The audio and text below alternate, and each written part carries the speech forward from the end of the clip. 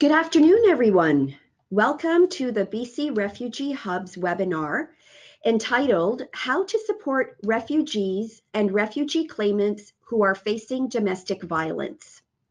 My name is Farah Kotadia, Program Director at AMSA, and I will be guiding us through today's event.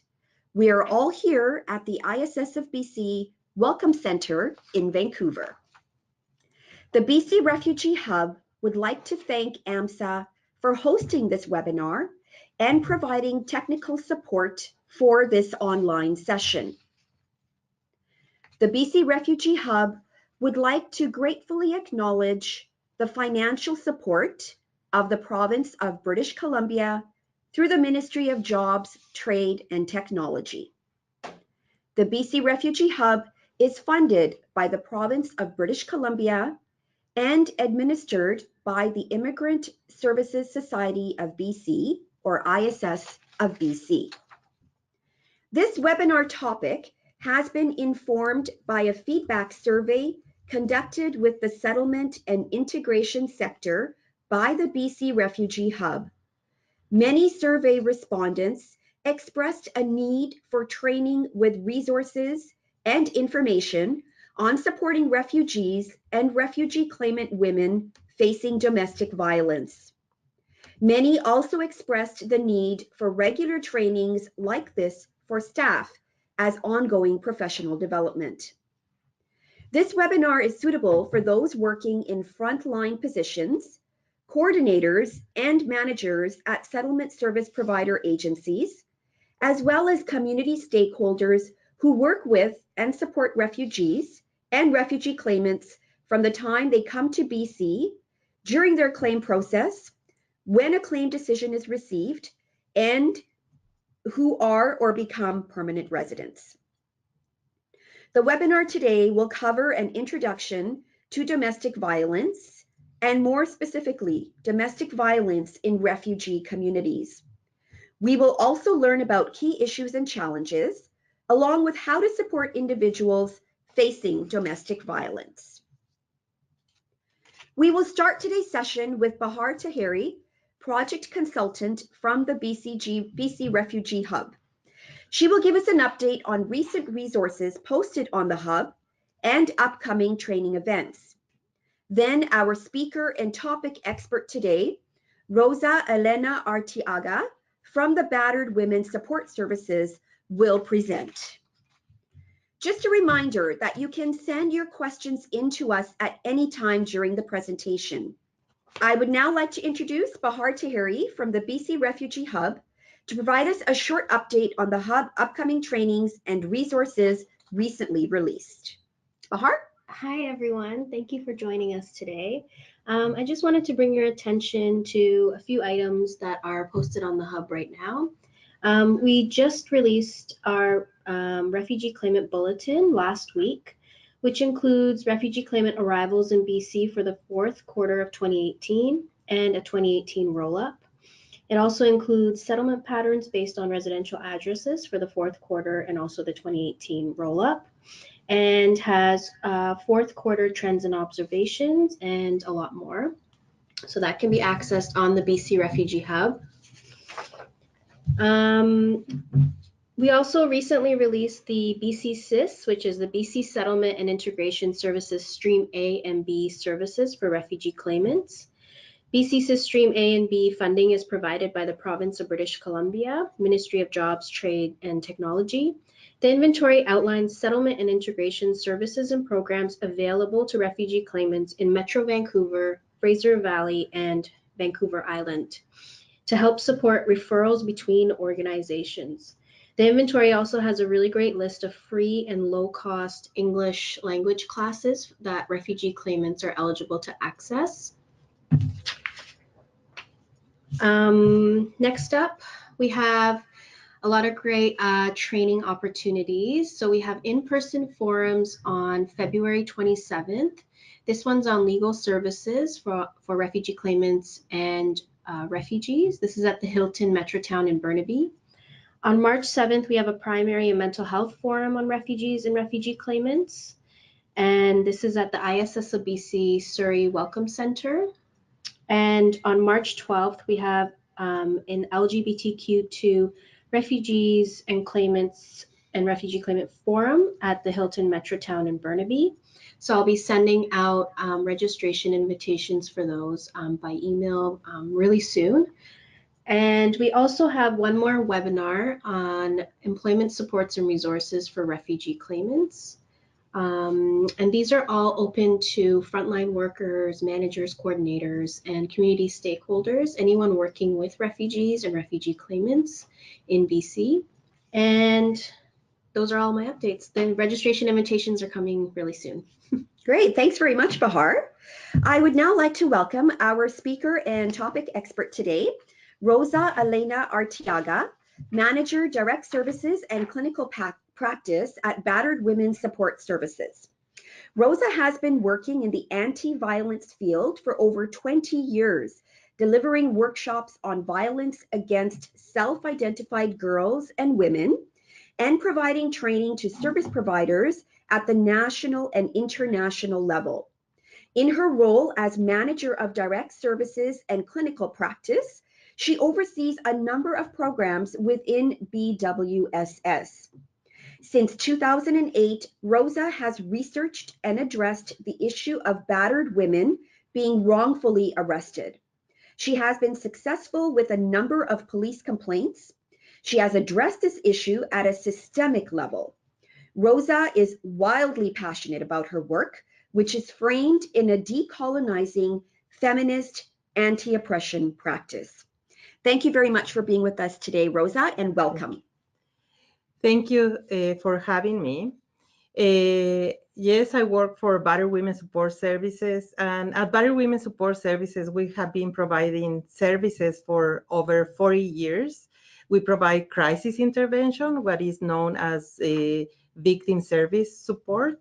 We provide counseling, legal advocacy, employment program, and we have a range of specialized services. We also provide training at local, national, and international level. We respond to 10,000 calls a year. We provide every month 200 appointments just for counseling. We provide 150 crisis intervention appointments. So that means women who are living an abusive relationship and who need support around calling the police, providing their statements, going to court. We have a staff lawyer and a legal advocate who provide around 100 appointments a month. And we have a range of specialized support groups. Each support group has between 12 to 18 women who attend each group. And I'm sharing this information because I want to share the expertise that we have and that we have been achieving for over 40 years. So when we talk about domestic violence, I think that we need to talk about gender violence, right? And violence against women happens in different social class, ethnicities, different backgrounds. And I don't want to forget to mention that for LGBTQ two-spirit communities, also there is an issue of violence based on their gender identity or gender presentation. So today I'm going to specialize more around self-identified women, and I know that there are other training that is specialized that will be provided in other ways, whether it's from a webinar or I think I saw that you were promoting other training. And I want to clarify that because I know that some workers or people who are maybe listening to this webinar are asking that question about what about the LGBTQ two-spirit communities.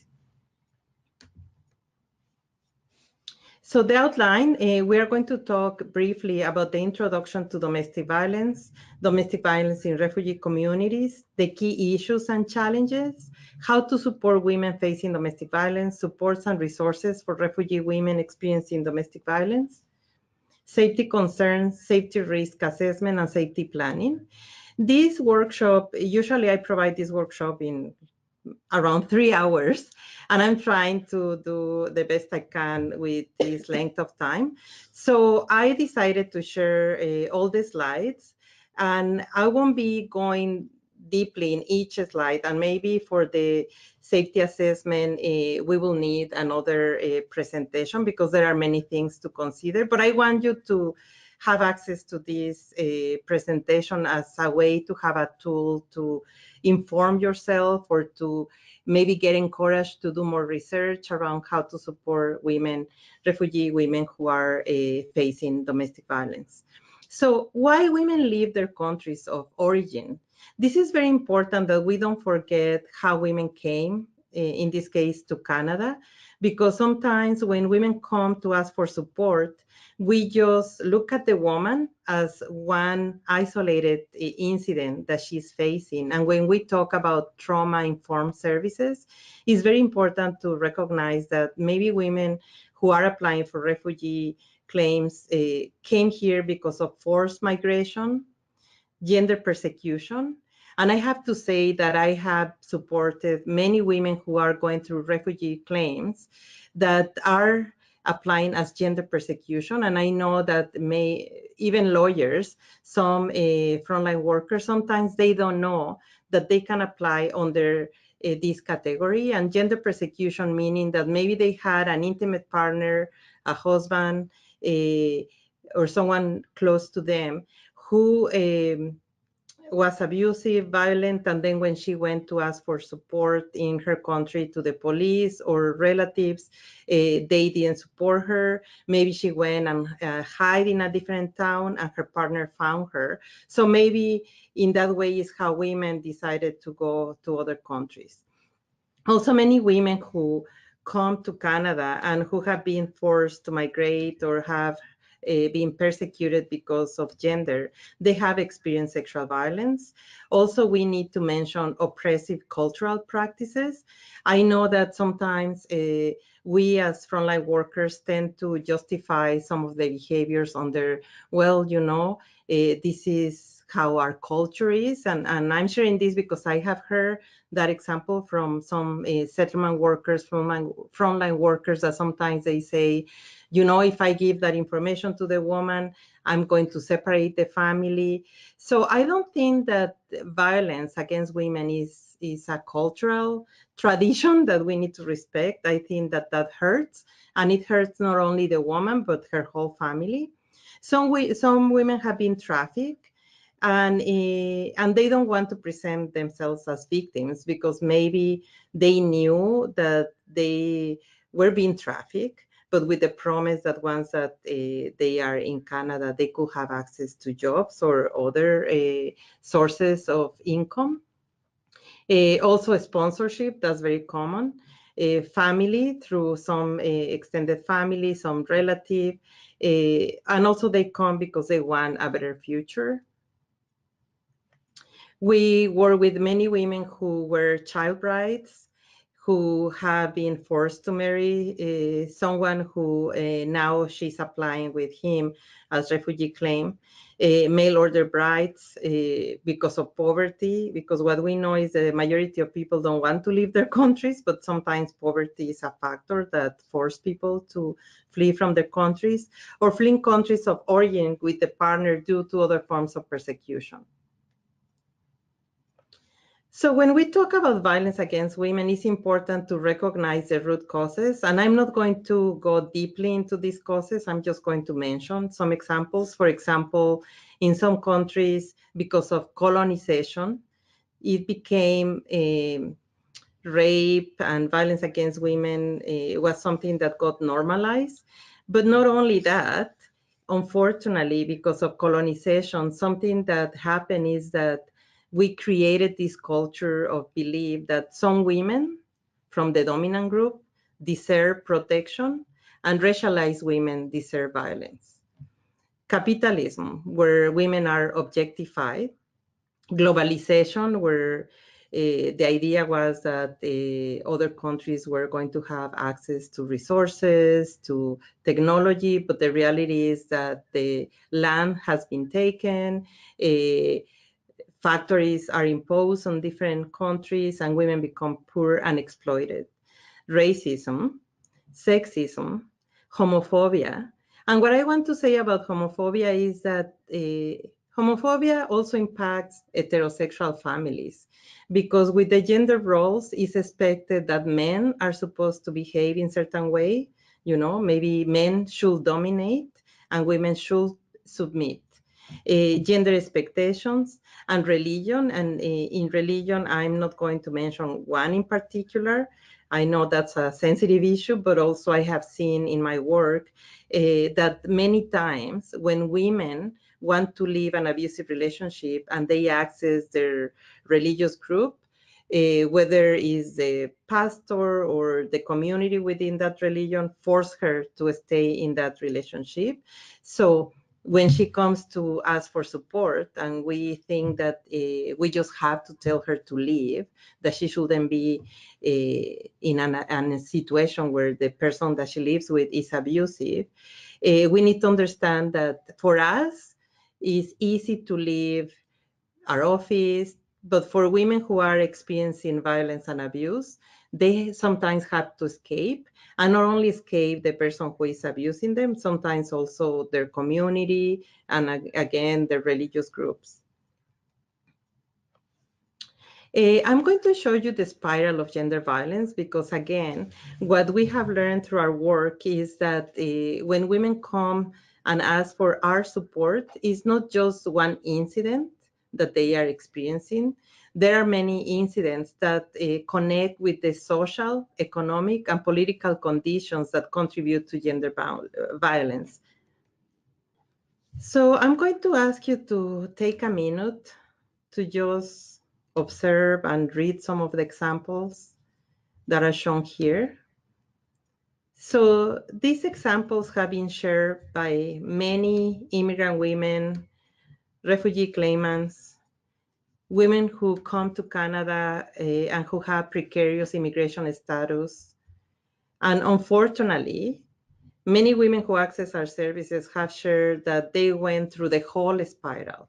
And by the time they come to ask for support, they already have experienced discrimination as girls. They were not allowed to go to school. They were used as child labor while brothers were allowed to go to the school. As teenagers, they were forced to marry to someone they didn't want to marry. They were abused sexually, physically, emotionally. So as adults, all of a sudden now they come to Canada looking for a better future. And then sometimes they are trapped, whether it's with the person they live with who is abusing them, or they meet someone in Canada who becomes abusive. So again, if we think about the contributing factors of violence against women, one of the factors is hierarchy as normal. So means the boss is the father. In a heterosexual family, usually men are above women, and the woman is expected to obey. And I'm explaining all of this because sometimes when women come to access our supports, they need to understand that. Many women who come to see me, they live in this situation, but since they were born, they were told this is how it is and this is how you should live your life.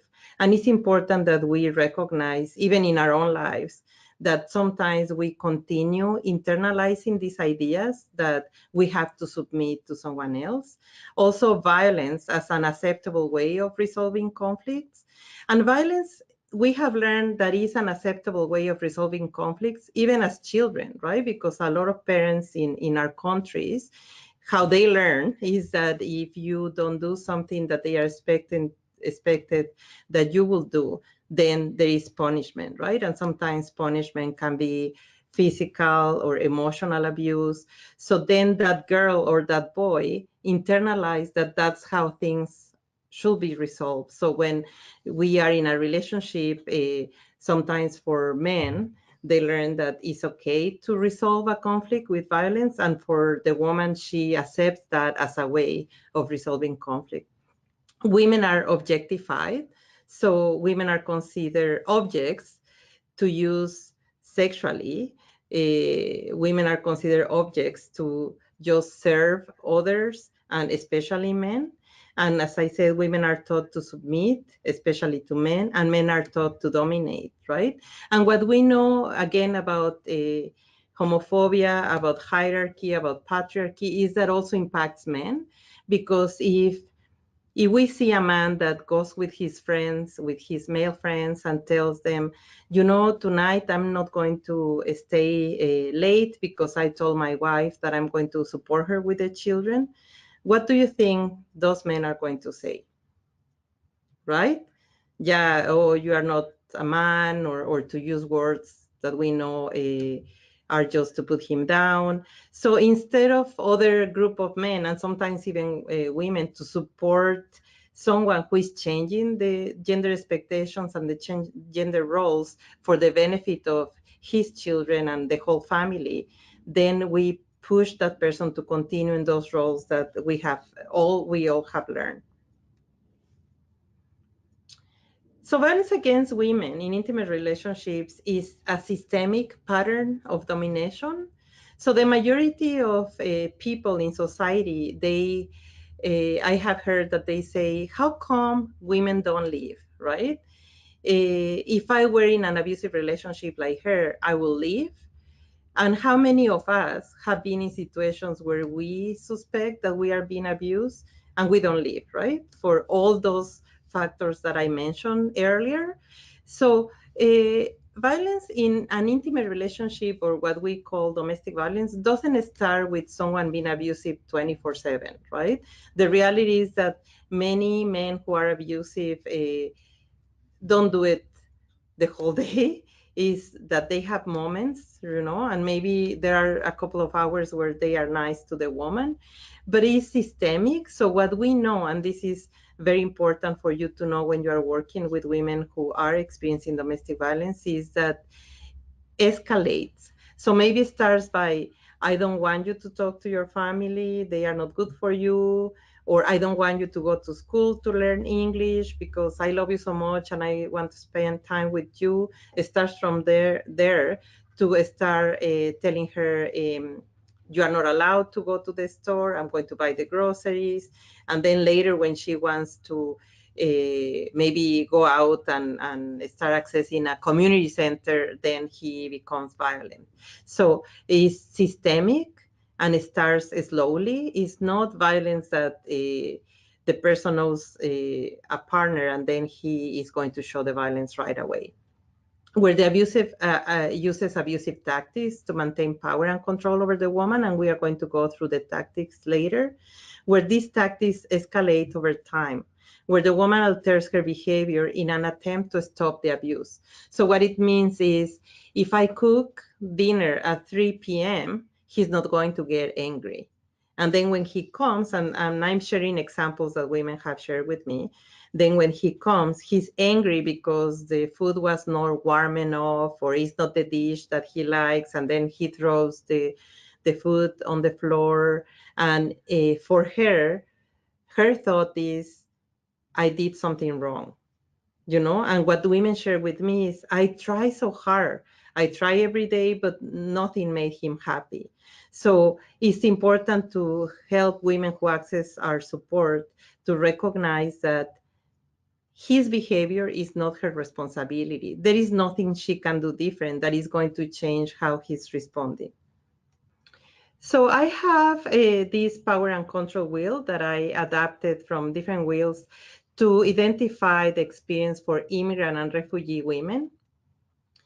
So what we know is that when women are in an abusive relationship, they are also facing different factors outside of that relationship that can be, as in this case, going through the refugee claim. If they leave an abusive partner, then it's hard for them to find housing. And I guess for some of you who maybe live in Vancouver, maybe Toronto too, you are aware that there is a housing crisis, right? So we know that more than ever, women are leaving abusive relationships. However, there is a housing crisis, so there is no place to go.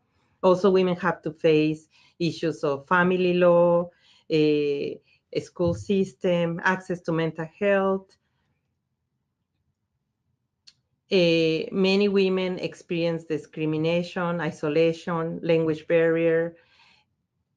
And I know you're familiar with all of this, but I want you to see all the layers that women have to get through in order to leave an abusive relationship. And I think that we as workers, the best way to succeed in our support is to recognize all these layers, and whether we do advocacy or referral, so then women can start crossing these layers one by one, because we know it's not easy. It takes, according to research, it takes 7 times for women to leave an abusive relationship, like going back and forward. But what I can tell you is that I have been keeping track of the women who access battered women support services. And because we have many services that address all these needs and all these different barriers, then it takes 1 or 2 times the most for women to leave an abusive relationship. So when we talk about violence in an abusive relationship, we always think right away about physical abuse, but it's important to know that sometimes physical abuse is kind of the last resort that men who are abusive use.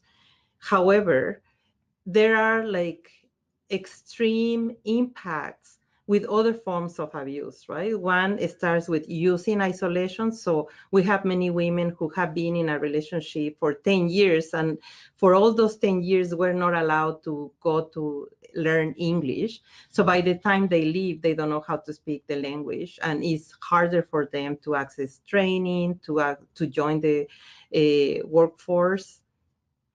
Emotional abuse. And as we know, in the criminal code, emotional abuse is not considered a crime. But many women have said, if the emotional abuse that I have experienced could show as bruises, I will be having bruises all over my body, right? But it's really hard to show the impacts. However, women get impacted, and the problem with the long-lasting impacts is that women are told you are stupid, you are fat, no one is going to love you, you won't be able to make it without me. And at some point, they start believing that, and is one of the factors that keep women in an abusive relationship.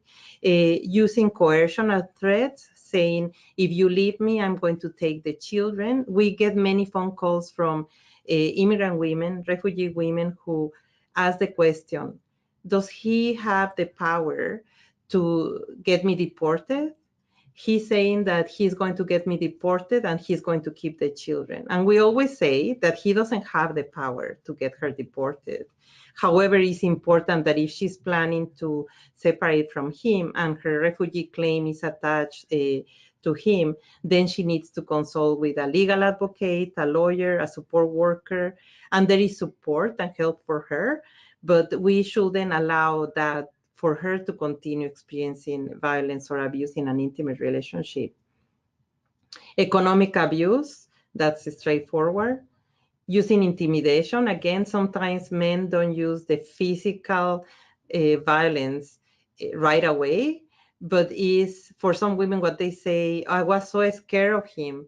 And I say, did he hit you? No, he didn't hit me, but he was always getting on my face, maybe pushing me, or pulling my hair, doing things that won't leave any bruises. Minimizing, denying, or blaming. This is an important one because many women are going to share, it's my fault. Sometimes he slaps me, but he says that is because I didn't wash the dishes. And that day I just was exhausted and I told him I'm not going to cook. And he got angry and that's my fault. And then sometimes when police come to take her statement, sometimes some of the women still are brainwashed to say, well, we were fighting, we had an argument. And sometimes police don't take the issue serious because they are thinking that is violence that goes among these two people. And they are supposed to investigate what is the history of abuse, who has the power in the relationship, and who has suffered the most. And sometimes police don't follow that protocol. That I know in British Columbia, this protocol was created 30 years ago. That is the VAWAR policy, And it says that police should investigate what is the history of abuse, who has the power in the relationship.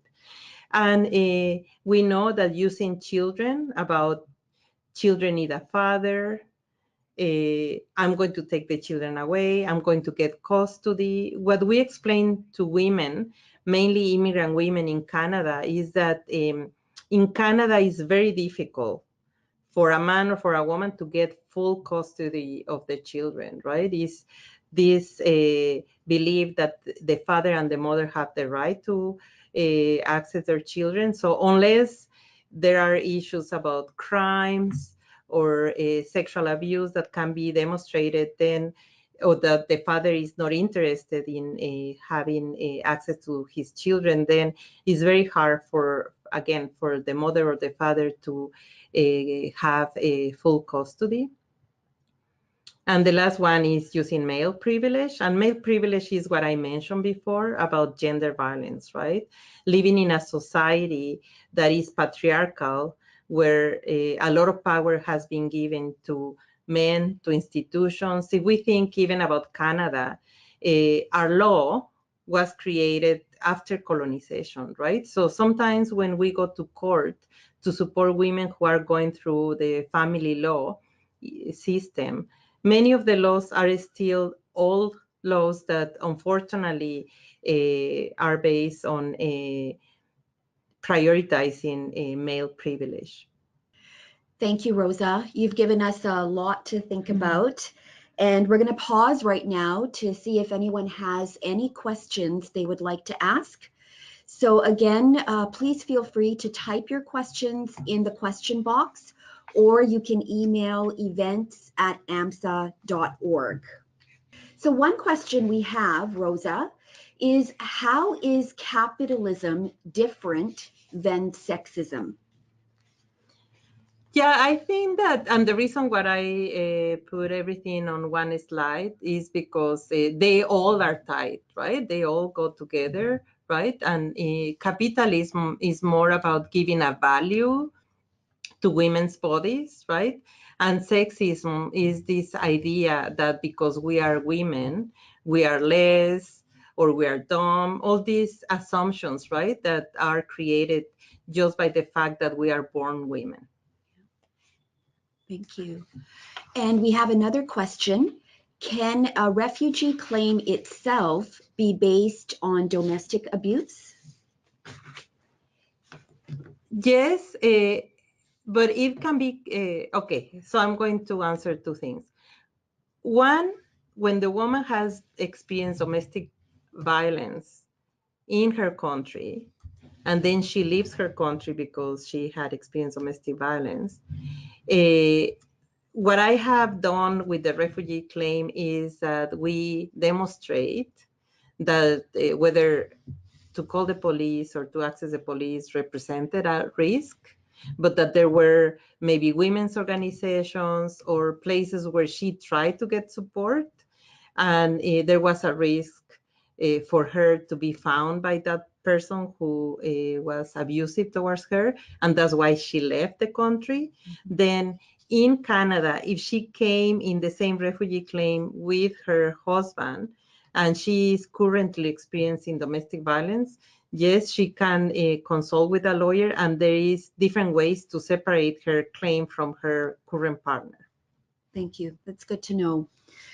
Another question we have is one of your slides mentioned intersectionality.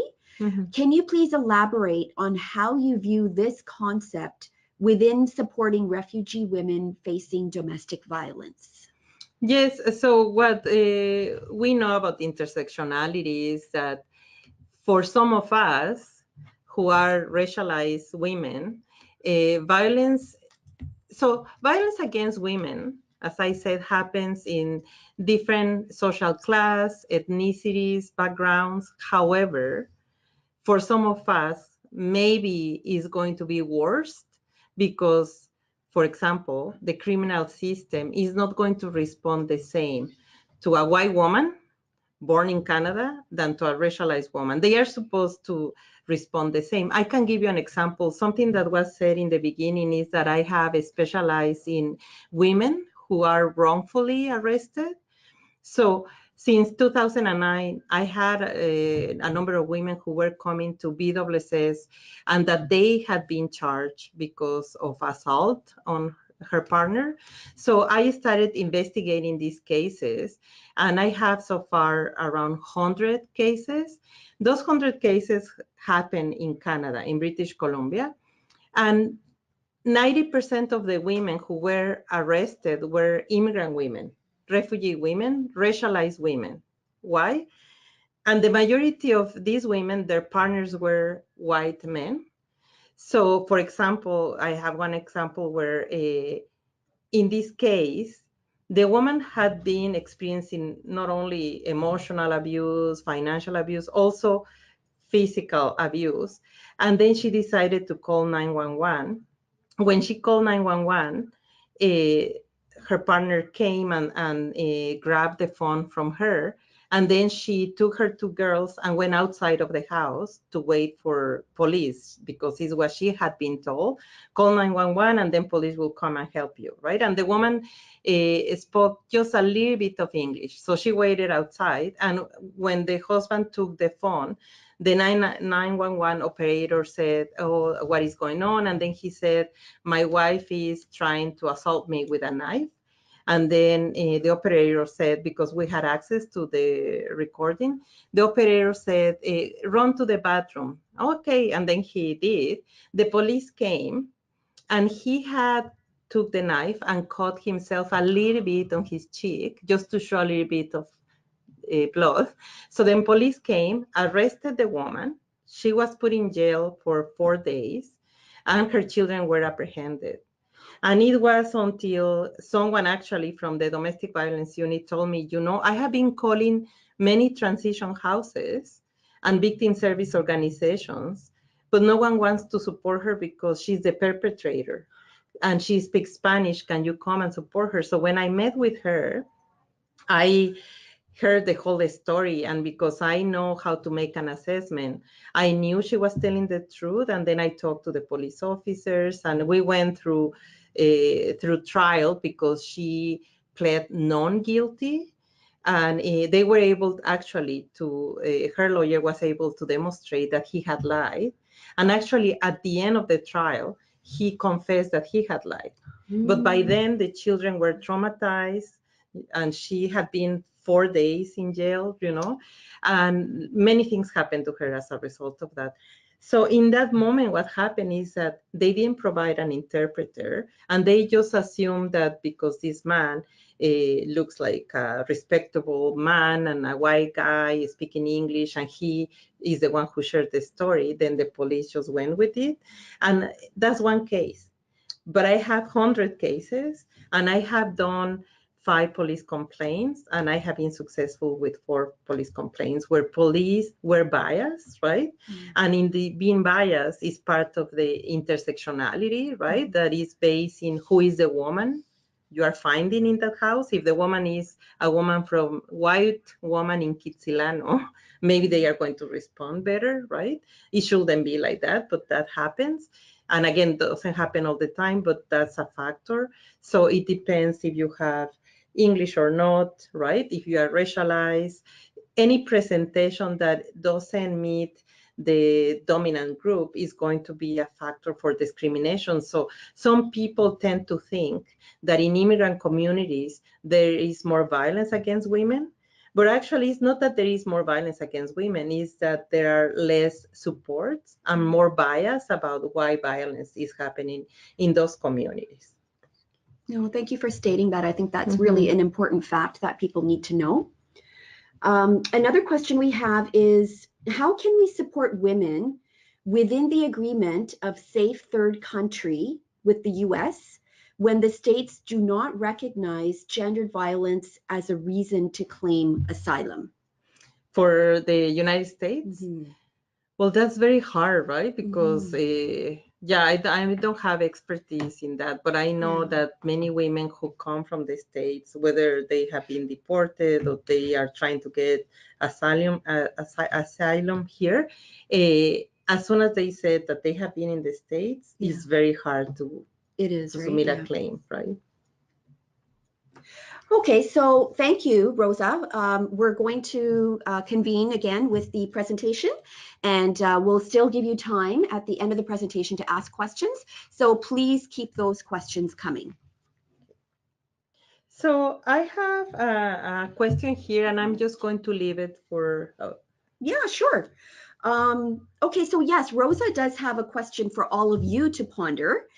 Is how can we, from our different areas of work, contribute to a cultural transformation and community accountability as it relates to gender-based violence? So the question is on the slide. Feel free to take a couple of minutes to write down your thoughts in the question box. And for those of you who are viewing this webinar in a group, feel free to take a couple of minutes to discuss. Okay, so maybe at the end we can hear some of your insights around this question. Okay, so we are going to talk about self-determination and safety because, again, what women have shared with me is that I call women clients, right? I know that some of you, the language you use is clients. So when I talk about women, I'm talking about clients, just that in our work, we don't like to call women clients. So some women have shared with us that sometimes they access services and workers tend to start doing everything for them or telling them, oh, you should do this is your situation. So it's very important to respect the self-determination, to understand that the woman has been longer in that relationship or in that situation that we have. We are just a worker who maybe sits for the first time with her. So our priority is safety and to understand what are the things that she has done to keep herself safe. So supporting our clients towards strengthening their self-determination so they can empower themselves. Also, there is this trend to use the word empowering, and we say, oh, we empower women. And I don't like that word because I think that women come with their own power, and we just have to support them for them to stand in their own power. So doing initial work. Familiarize yourself with resources for women who have experienced abuse or violence in your area. Listen to the woman's stories, needs, and concerns. Gather basic information about her situation. Again, before you jump into trying to tell her what to do, just gather information, ask her questions. Do not let, again, culture to excuse violence in intimate relationship, right? And I'm saying this and highlighting this part because I have heard workers saying, as I said in the beginning, oh, you know how it's in our culture, right? It's part of our culture to do this. It's part of our culture to do that. And I think that it's not for us to define how culture is. Our work is just to work towards safety. Explore with her what she needs at the moment. You know, sometimes just helping her with what she needs at the moment can make a huge change in her life, and that can build trust. So then she can continue accessing your support. And the reason is because she, as a woman, and if you again think about the spiral of violence, she has always been controlled by someone else, right? So we need to respect her, you know, all the strengths that she has gathered through her life that maybe she's forgetting that she has those strengths. Respect her confidentiality. So I know that some women are going to access workers who also are part of a community. And also we have had issues where workers disclose information because they are members of the community, or the same workers. This is what women clients have shared with us, that they have been attending support into organizations that later on they found out that the worker was not giving the right information, and the worker told the woman, you know, if you leave, you know how it's in our community, you're going to be shamed and you don't want to go through that. Maybe just you know, just don't ignore him. He's behaving in that way because he cannot find a job. Assess and provide a safety plan. Ensure she understands her rights in Canada. It's very important to explain to every single woman who is experiencing abuse in an intimate relationship that she has rights in Canada. And I know that for immigrant women, it's very hard to trust the criminal justice system because in our countries, they haven't responded properly. But still, it's important for her to know that in Canada, domestic violence is considered a crime. So physical violence is considered a crime. Sexual abuse is considered a crime. And I know that still many women have this idea that if my husband rapes me or sexually abuses me, I cannot say anything because he's my husband. And if I go to the police, they are not going to take that serious. Well, in Canada, that should be taken serious because he's in the criminal code. Ensure she has access to an interpreter who she can understand. Acknowledge that she may not understand the Canadian legal system, even when you have explained it. So again, I have heard support workers who say, I told her, but she doesn't understand or she doesn't want to do what I tell her. So for some women, it takes many, long time, many times to explain different things because we come from countries, again, where we were not taken serious, right? And then when we are told that is my right to call the police, I may not trust that that's true. Whenever possible, make a follow-up plan with the woman. Remember that you may be the first person in Canada whom she can trust. Women are the experts of their own experience and their healing journey. Violence against women is the result of systemic oppression. Again, we tend to think that the woman is experiencing violence because the problem is she is the problem. And we need to understand that she is not the problem. The problem is the systemic oppression and all these different values that have been imposed on us about, again, gender roles, gender expectations. For safety assessment, it's important that you make an assessment around her current situation. And I'm going to go through some questions that you can adapt or use in your work. Are you currently in an abusive intimate relationship or have you been in an abusive relationship? And it's important to ask about emotional abuse because as soon as we ask that question, the woman is going to say, oh no, he hasn't hit me. But if we ask, do you experience emotional abuse? And if she looks at us like, what does that mean? Because sometimes women may be in shock and they don't want to disclose that, then we need to explain. And you have the power and control wheel that I shared in the beginning, so you can use it and show it to her. I know that with the women who access our support, when we show her the power and control wheel and we explain to her about the different tactics that men use and what we consider emotional abuse, intimate abuse, intimidation, when we go through all of that, the woman looks at me and she says, do you know my husband? He's doing exactly everything that is on that wheel, right? So for many women, they may think that she's the only one who is experiencing all these different forms of abuse. Another question, do you have any children here or abroad? Has anyone, including your partner or your in-laws, physical, hurt, threatened, or injured you here or abroad? These questions are important because, again, we tend to think of extended family or family as a support, but sometimes family can be a risk. Community can be a great support, but also can be a risk that can put the woman back in an abusive relationship. Has anyone, including your partner or your in-laws, threatened to hurt you or hurt someone close to you or abroad? Also, we have many cases where the woman says, I told him that I'm going to leave, but he has people he knows in my country, and he has said that if I leave him, he's going to get someone to kill my parents or my sister. And we have had cases where we go to the police here, especially in Vancouver, and then the police has helped to connect with police For example, I have a case where the woman was from Mexico, and then they sent an email to someone from Mexican police to let them know that there was a high risk and that there were probabilities that this person was going to try to harm a family member.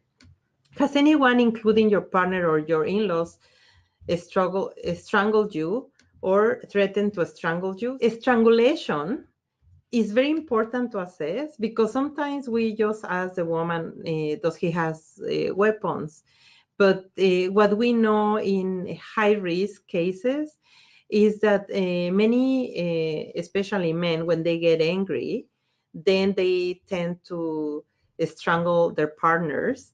And they don't mean to kill the woman, but because they are angry, it's really hard for them to measure the pressure that they are um, trying to do on the woman. So then sometimes women die, right? And then he gets in trouble, without knowing that that kind of physical violence can kill her. Do you feel controlled or isolated by your partner or your in-laws? Has anyone, including your partner or in-laws, prevented you from having friendships or family relationships here or abroad? Have you ever reported to the police that someone has hurt you? This is very important, right? Because maybe she has done it in her country, and maybe even her partner has criminal record in her country of origin. Have you ever thought about calling the police for help, but were too scared that someone will threaten or hurt you here or abroad? Have you ever sought support or access social services? Also, this is important because some people have had bad experiences with accessing social services. Has anyone kept your travel or identity documents in his or her possession? Has anyone controlled your money? Has anyone ever prevented you from seeking medical care here or abroad? How have you been coping?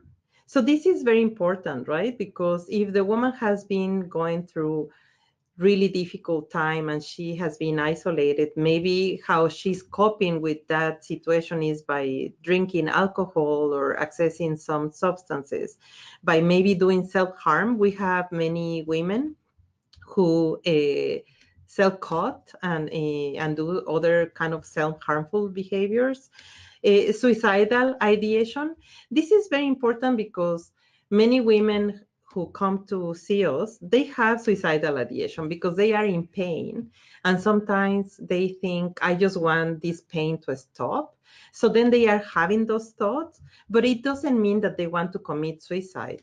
So it's very important to be very professional and to make an assessment instead of just jumping, because I have had cases where the woman shared, I don't want to live anymore. And then all of a sudden the ambulance is there. And she said, but I was just saying it. I was not planning to do anything. But by saying, oh, I'm so tired, I don't want to live anymore, it's a way just to release the burden that she's carrying. So it's very important to make assessments, right? And part of the assessment is to ask her, do you have a plan? Do you know how you are going to do it? And if she says, no, I'm just saying it. So then she's very depressed, and we need to find support for her to overcome maybe the impact of childhood trauma, maybe it's the impact of her current situation with her partner. So for safety planning, there are different tools, and I imagine you have access to different tools. And I'm just going to go through this one just for our review. So ensure that the woman learns about her rights and responsibilities in Canada. And when I say responsibilities, also I want to highlight what I share about women who are arrested, because what we know about immigrant women is that for her, calling the police is the last resort. The majority of refugee immigrant women, they love their partners. Even though they are abusive, they love this person. Maybe they were tortured in their countries and they came together and now he's abusive towards her. So the last thing that she wants is to call the police, right? But sometimes when he gets violent and she wants to self-defend, then maybe she pushes him. Or I have had women who get arrested because she threw the car keys to his tow, and then he called the police and now she's arrested, right? So sometimes women don't know that even though they are responding in a self-defense situation, still if she ends assaulting her partner, she also can have problems and maybe she can get arrested. So it's important to share with women her rights, in the criminal code, what are the crimes and what are the punishments, but also her responsibilities. So it's important to provide information about criminal justice system, also about child protection, because as we know, many women first don't understand the laws in Canada, but also when we tell them that in Canada it's not okay to hit your children, to do emotional abuse, they don't understand the one about neglect. So even though she may not be the one abusing her children, if the partner is doing it and she's not exposing that or stopping that from happening, that's considered neglect and her children can be apprehended. So sometimes I explain to women about her rights and responsibilities as it relates to the criminal justice system. I offer different services, but when I talk about child apprehension, and I bring to her attention that if she continues putting her situations in a putting her children in a situation where they are witnessing violence or maybe experiencing violence, and that can be an issue for her to get her children apprehended. Sometimes that is a factor for women to leave, right? It's when the woman makes the decision. That's it. I'm not going to stay. Again, connecting her with support services, explaining to her that when she calls 911, if she doesn't speak English, to say, I don't know the language, right? For example, Spanish, Punjabi. So then they are supposed to provide an interpreter. Believe the woman's story. So this is very important because sometimes when women are impacted by trauma, there are some women who come and don't say anything, but others that share everything at once. And sometimes the story, of course, is a painful story that I have had lawyers and support workers who tell me, I think that she's lying because I don't think that all of that can happen to someone, right? And the reality is that the majority of times the story is 90% is truth, right? Work from a trauma-informed approach. So what we know, and you have provided training here about trauma-informed approach, that childhood trauma and domestic violence, it has effects and is long-lasting effects, right? And can be to be hypervigilant, insomnia, to not being able to manage her emotions and maybe getting angry really fast or forgetting things or telling you the story in a fragmented way. All of that are signs that she has been experiencing trauma as a child or currently. Be informed about legal barriers that affect refugee women. Be transparent about process with women and provide all the information she needs, right? Like even when women disclose that, yes, my husband hit my child, I always tell her, this is what I am mandated to do. And I'm not going to be the one calling the ministry, but I'm going to support you. So then you are going to make the phone call and let them know that this is going on, because if I work with you, I'm going to ensure that they provide the best support for you, right? Instead of you sooner or later, losing your children and having to go through a process that is going to be traumatizing for you and your children. Help women get access to a legal advocate who can help her with her legal issues. In case of domestic violence and when her refugee claim is attached to her spouse, advocate for the police not to contact CBSA or immigration until woman has consulted with a lawyer. That's very important. If her claim is attached to her spouse, that we find a way to provide all the legal resources before sometimes even before she moves out of the family home. Be aware of sharing confidential information with her partner. If you are working with the whole family, it's important that you are very careful about the information you share with the spouse. It could place the woman at risk. And at the end, I have some resources here for immigrant women who are working with a lawyer for advocates, support workers who are working with immigrant women who are going through immigration process. And we have a manual. We have one of our lawyers who maybe you know her, Lobat Sadreshami. She is amazing. Like, she has been helping us with many cases, and she wrote a paper on gender persecution and refugee law reform in Canada.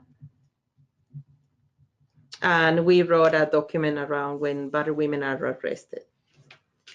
So that's the end of the presentation. Maybe I went fast thinking about timing, but we have, I guess, some time for... We do, yeah. No, thank you very much, Rosa. That was very interesting. We really appreciate your time in being here.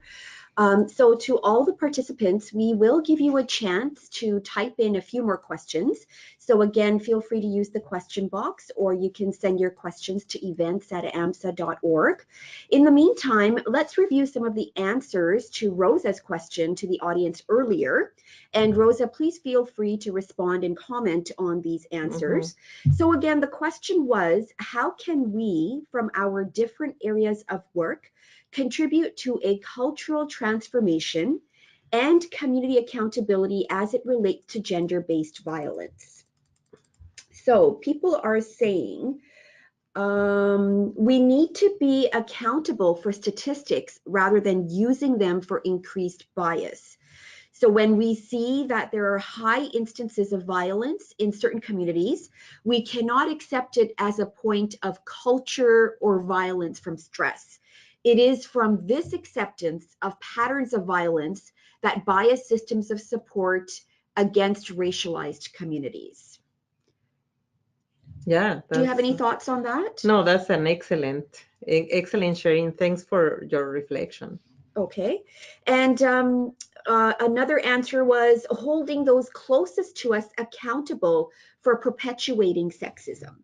Yeah, that's excellent, right? And we have been providing training in high schools to young people about masculinity, you know, and how it impacts, again, boys and girls, and communities from LGBTQ to spirit, all these values, right, that are imposed on us and are internalized. And I know that when we go to high schools, boys and girls respond really well, and they say that they want to change those expectations, right? Because it's too much for them to carry those expectations. So it's time that we also make other people in our life accountable, right? When they make a joke. And I have had people in my life that they say, but I'm just making a joke. And I said, well, you know, a lot of biases and stereotypes starts with a joke. Yeah. Yep. And in fact, there's been a lot of conversation around toxic masculinity, which has sort of stemmed from the Me Too movement. So now is kind of the right time, I think, to get into that dialogue. Yeah. Another participant wrote, directly, I feel an awareness as a Canadian woman whose appearance and demeanor stands as an example of what is possible for women, children, and men. I am highly sensitive to my audience and how I can empower them to question how the family or relationship dynamics work. I can also be a way to connect to support organizations. Yeah. Yeah, thank you. Learning more about resources and about aspects of intersectionality so that women are accepted and our priorities are affirmed. Yes. Recognition is so important in ending violence against women. Second, evaluating reporting and documentation protocols to protect women, not expose them to more systemic violence or oppression. Particularly, this is important for refugees or undocumented women. And thirdly, educate organizations we partner with who may have resources for women who have experienced violence or abuse. Yeah. And it's important to add into that reflection. It's important to understand that sometimes as, again, frontline workers, we take people for granted, right? And when they come and access support from us, for some people, we see them just as one more number, you know. But the reality is that we need to understand that it takes a lot of courage for people to access support.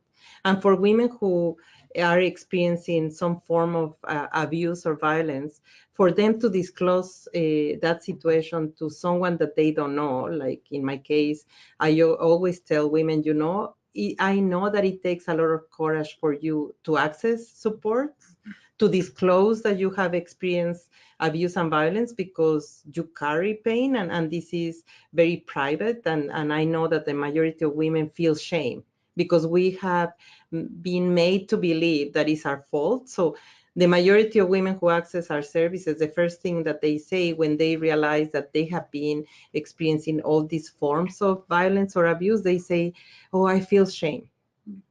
When it's not for her to carry, right? The society is the one that should feel shame because we haven't educated ourselves or to create or foster different ways of being among human beings, right? Mm-hmm.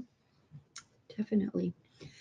Another comment is my sense and understanding from reading decision support tools that inform healthcare provision, as well as from reading current literature on refugee women's health, is that there is a need for more integration on determinants that affect refugee women's health. This includes migrant status, class, and race. Yes. So one way to contribute is by questioning how these determinants are understood at the community level and how this aligns with system policy understandings. Yes. Wow.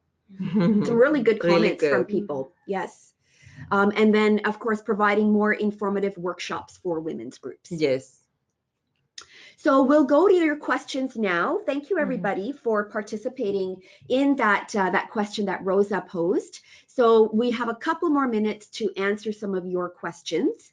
The first one we have is cultural, traditional, and religious values are the core principles that shape other people's behaviors, meaning newcomers act according to these principles. Yes. What can we as Canadians who believe in diversity do to intervene to help newcomers without criminalizing them for their actions? Yeah, and criminalizing, I'm wondering if it's about specifically about the perpetrator. Okay. Can the person maybe clarify that, the person who asked the question? Okay, well, let's come back to that. Yeah. Okay, so here's another question. What if a client shared personally that she is being abused, but then refuses to take any actions as she believes that her husband will find out about it since he is well known in the community? Yeah, and this is a good question because we get that question all the time, you know, and we get it through our intake and crisis line workers, through our own staff members. So the reality is that it takes, as women, we have been told to keep everything that is related to the family as a secret, right? Like there used to be these things that everything that happens within the family stays within the family, right? Then when feminist movement started exposing violence against women, they said that violence against women is political and that what happens in the family is political too, right? So I think that the woman, when she's breaking the silence and just sharing what's going on, to me is huge. She's taking a huge step just by breaking the silence. So we need to highlight that, right? To say in this moment you're breaking the silence and you're exposing this, and to educate, right? To educate around it's not your fault, you know, what would you need in order to expose this or to leave. I think it's very important to ask questions. And ask questions that don't come from a judgment. It comes more from trying to make an assessment, right? Why is not good time at this time for you to expose this with authorities? Or what are the different things that you need to have in place in order to make a decision? And my work is to try to find resources and supports to meet those needs, because maybe for some of you, you are just planting a seed. And I know that in my organization, because we work with women as long as they need to access, like we don't have limited sessions and we have different supports, we get to see that maybe a woman comes and we share information, provide support, and she's like, I'm not ready right now to leave. And then she leaves, and we don't see her maybe in 6 months. And then one day, after 6 months, she comes back and she's like, now I'm ready. I want to leave. I have been thinking. So it's not that easy, right? Mm-hmm. As I said, it takes time. Mm-hmm. But what I see as our success is that we provide the support. We understand her situation, we understand her experience, and let her know, right, that you don't deserve to be in this situation. You have rights, and when you are ready, we are going to be here to support you, right? And whatever decision you make, we are going to support you. So I think that the majority of women leave eventually, Mm-hmm. right? When they have access to information and support, eventually they leave. But for some women takes a week, others months or years. Yeah. Okay. So we are at 2:15, but we have so many questions. Are you okay to keep going, Rosa? Yes. Okay, great. So this one question we have, the next one is, how do you make a difference between, or how do you tell the difference between suicidal behavior and just self-harm? In other words, how can you identify the risk of suicide? Yeah, and that requires a whole tool, but just what I can say is, in my experience, and I have been providing training for 15 years, and I supervise the intake and crisis line. And we have had some women who call us and they have suicidal ideation, and other women that we end calling police or ambulance because we know that they are suicidal, and that's based on our assessment tool. But what I can say is, when the woman says, oh, I cannot take it anymore, sometimes I think that I don't want to live anymore, then we investigate, right?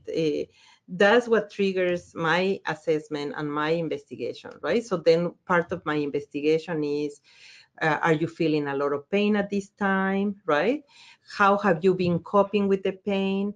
When you are saying that you don't want to continue living, have you been thinking about a plan to stop living, right?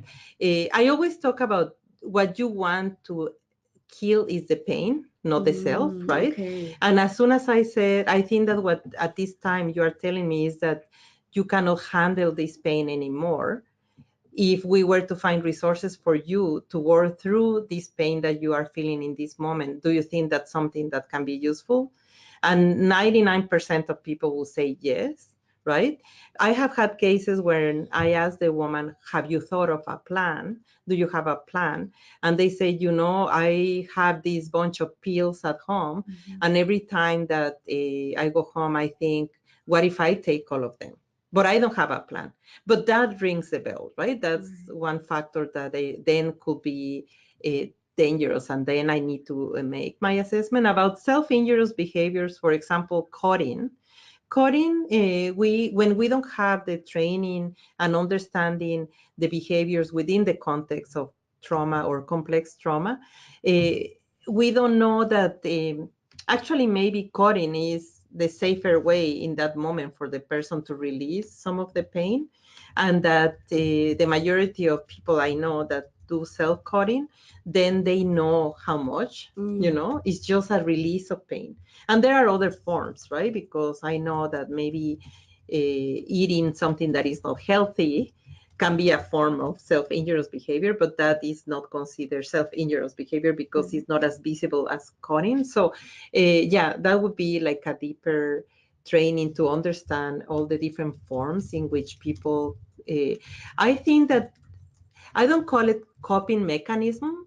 I call it strategies, that people are trying to find strategies to go through the pain, to deal with the pain, and to survive, right? And part of the conversation is, so far you have been doing this behavior. Do you think that now is still useful? Or do you want to have a conversation about finding options so then you can change it, right? And we believe that we cannot take away something that has helped someone to survive if we don't give something else, right? And that people can just think about transitioning. Let's say, let's make a plan about how this behavior can change slowly, like harm reduction, right? That you just do it by steps or by connecting with someone that you can check in every week. Yeah, and I think it's really important that you made the distinction between wanting to end the pain and wanting to end the life, and having that open-ended questions and probing further to find out. Exactly. Right? Okay, thank you. Do you think that men and women lack the skills on how to resolve conflict that can lead to a more positive outcome? Yeah, of course. The majority of us, and no matter where we were born, including if you were born in Canada, we come from families that were lineal, were hierarchical, where different values and beliefs were imposed by different generations, right? So, for example, I always say that we as parents, we have been told to raise our children to teach them how to obey, right? How to obey means do this, do that, go to sleep, don't cry, don't get angry, right? And we are now in these new generations, we are learning how to raise children in a way that they have emotional intelligence and that we want them to be humans who are thinking, right? So one of example is, do you want to drink orange juice or milk?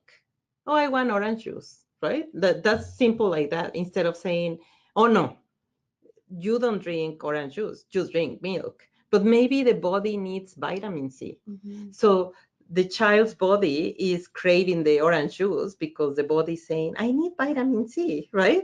And he's obsessed with the orange juice, but mother thinks that is better than milk and impose that, right? That's a simple example, right? About how we are raised, how we communicate, right? Because I think that we haven't been taught how to solve problems in a way where we talk about what I need, where I negotiate with my partner about what are the parts that we can work on for the relationship. So I, as an individual, I'm responsible to meet my needs, to identify what are the different areas that I want to work on.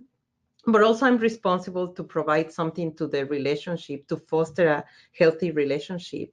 But unfortunately, again, in this patriarchal society, women have been told that it's their responsibility. It's her responsibility to raise children. It's her responsibility to cook, to keep the family together, right?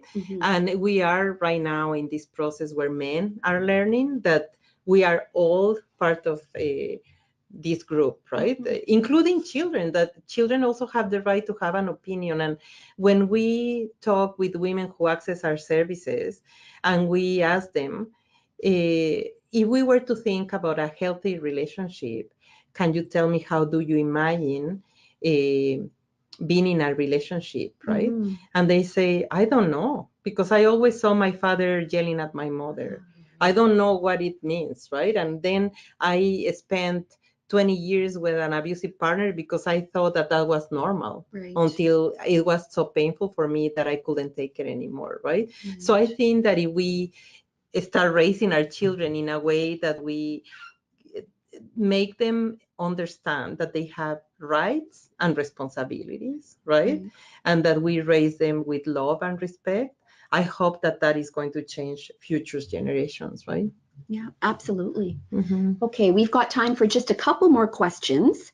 So the next question is, what are signs of abuse in case the woman does not self-identify? How would you approach a woman when you suspect abuse, but the woman does not self-identify?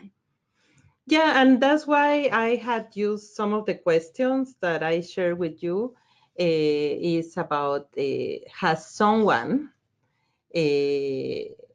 harm you emotionally or physically or financially, right? So sometimes when we ask the question, has someone done this or that? At some point she may share something, because I know there are cases where the woman comes and she finally shares something that's going on at home. And then she tells me, but everything is confidential, right? You are not going to tell my husband that I'm telling this, right?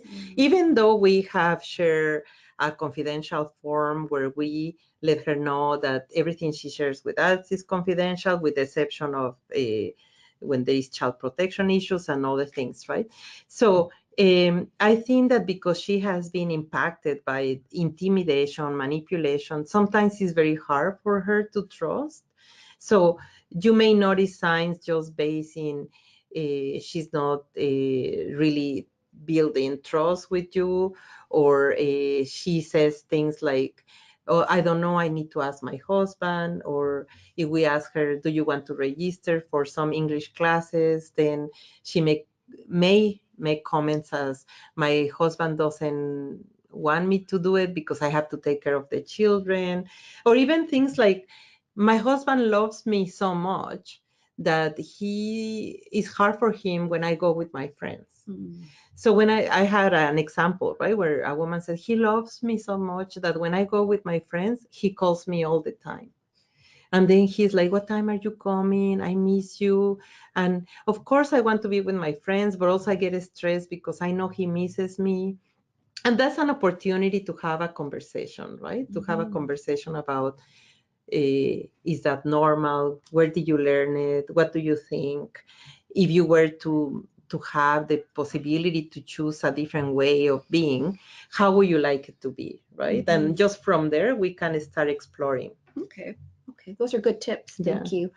So their last question is, there are many conflicts in many families because of financial issues. For example, the man would want to use the money for this purpose or that purpose, and the wife wants to use it for something else. Is it considered domestic abuse when the couple doesn't agree on this? What do you do in a situation like that?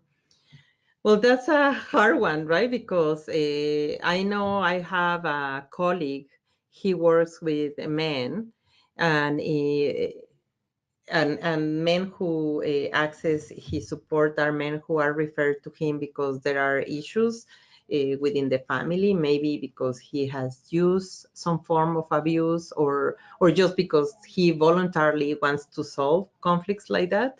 And part of his work is to teach these men how to communicate, how to negotiate, right? And then at some point, he may be eager to learn that, but then the partner is not learning anything, or is not in the same place where he's at. So some men ask the wife, can you come and see this worker so then we can work together, right?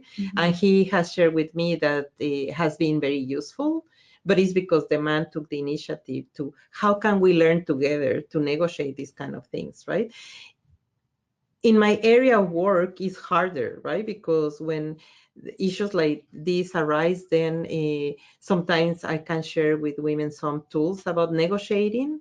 But if he's abusive, there is no room for negotiation, right? It's just about male privilege. And many cases we see the bank account is on his name. If she works, she gives the money to him. If she doesn't work, he gives like limited amount of money. And there are many issues where she says, but I need this money for this. And he doesn't want to provide that because it's about power. So I guess that if we are the support workers, it's important to see where the issue is about power and control, and where the issue is about learning new skills of communication, negotiation. Okay. Great. Well, thank you very much, Rosa. Thank you to all our participants for joining us today. That's all the time that we have. And of course, a very special thank you to our expert speaker, Rosa Elena Arteaga from the Battered Women Support Services, for volunteering your time for our webinar training session today. I think everybody really learned a lot, as you can tell from some of the questions. It's a pretty important topic that people want to know more about. Bahar and Rosa would like to offer part 2 to this training to dive a bit deeper into the content and topic area and discuss the safety assessment and plan in more detail.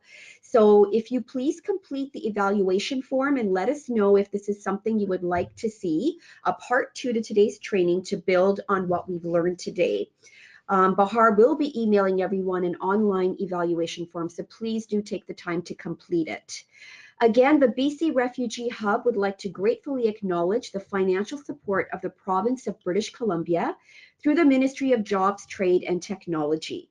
We will be posting the presentation and resources on the BC Refugee Hub website at bcrefugeehub.ca. And Bahar will notify everyone via the Hub newsletter. So if you would like to receive this information, please join up and sign up for the newsletter mailing list. Okay, thank you very much, everyone. And please have a safe drive home if you're not home already viewing this webinar on your personal computers. Thanks a lot. Thank you.